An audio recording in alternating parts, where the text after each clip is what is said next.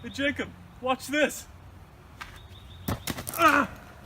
Oh, I think I broke my leg. Ow! That looked like it hurt. I don't know why he would do something like that, but here we are anyway. It's too bad he doesn't know how to make a splint in a situation like this. Oh wait, this is a how-to video. Lucky for him. The exploitation of his pain is about to be used for your betterment. Not many people know how to make a splint on their own, and in many situations, it's not really necessary to know how to make one. That's what we have doctors for, right?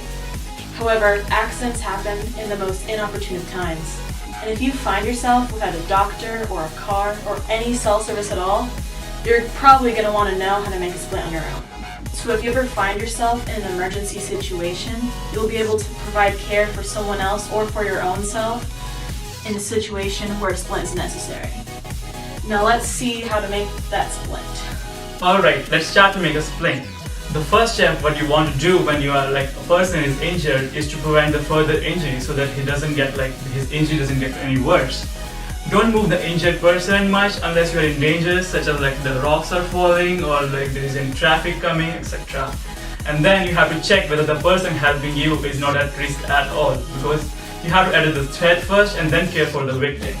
Before you do anything, protect yourself from diseases by wearing gloves or plastic bags, whichever is a label near you, so that you can be safe from germs or something like that. Alright, for step 2, we're going to help the victim feel comfortable and slowly and carefully extend their leg. We're going to softly massage the leg from the top down next to their thigh, down to their ankle, and we're going to start with this movement and then try to figure out where that break is at. Next, we're going to remove the victim's shoe to check out for any blood circulation down into their toes. This is vital and to understand the situation in which the patient is in.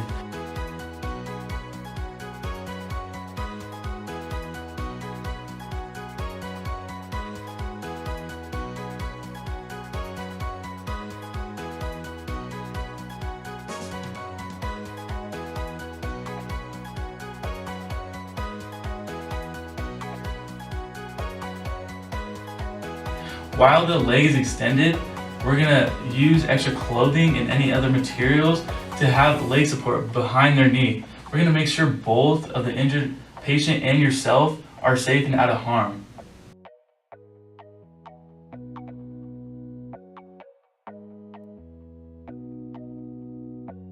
Now for step 3. Some say this is the most difficult part. We will need to gather materials such as large sticks or branches to use as additional support.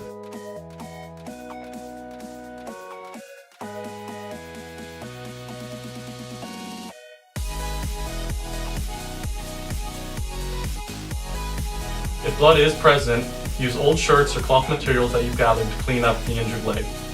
Gather extra clothing and soft materials to cushion the inner part of the injured leg. Once the leg is wrapped completely, use your 2 sticks, placing one on either side of the leg, to create additional support throughout. As a tip, smooth out your sticks or branches to avoid further injuring your patient and they have the most comfortable time as possible.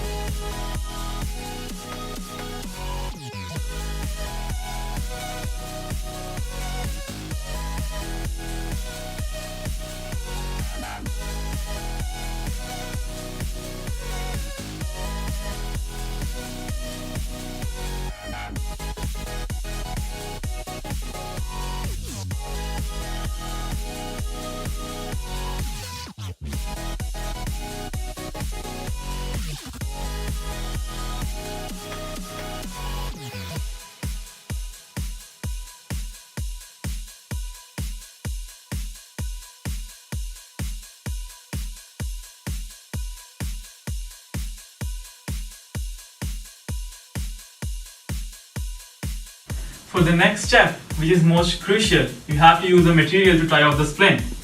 You have to use sticks to ensure security to the broken bone of the patient. Both of the sticks should be placed outside of the initial padding to bring a steadiness to the splint. The purpose is to avoid the things such as sticks irritating the injured part or any additional movement to the broken leg. Next, wrap the cloth around the 2 sticks.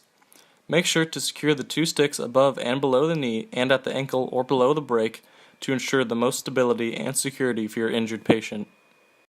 Lay the bandana under the patient. Use 3 at minimum. 1 above the knee, 1 below the knee, and 1 at the bottom of the ankle or any available area below the broken bone.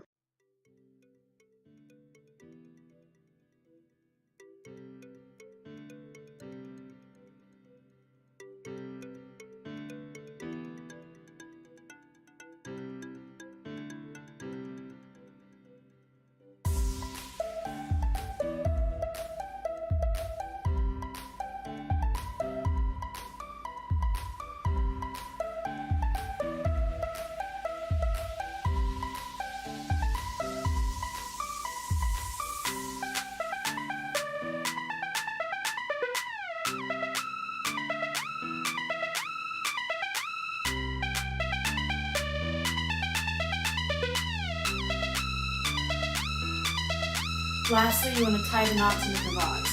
You want to make sure that the knots are not tied in the front part of the leg, nor over the area of the break. To tie the knots off safely, you want to make sure they're tied to the side of the patient's leg to help better immobilize the limb from further injury.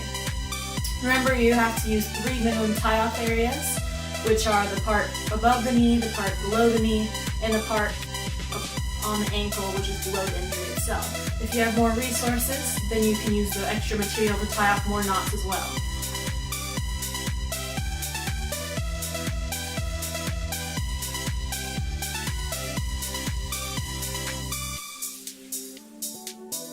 The victim's fractured limb is now splinted.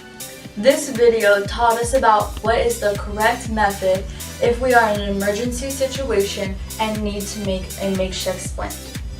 Addressing the injured person, making sure they are safe, finding the right materials to clean the wound, right materials to create the splint and secure it, you can save someone in serious need. Don't forget to make sure the injured person gets plenty of rest after. Even seek medical attention once back to safety if necessary. We hope by learning this procedure, it will benefit you in the time of need.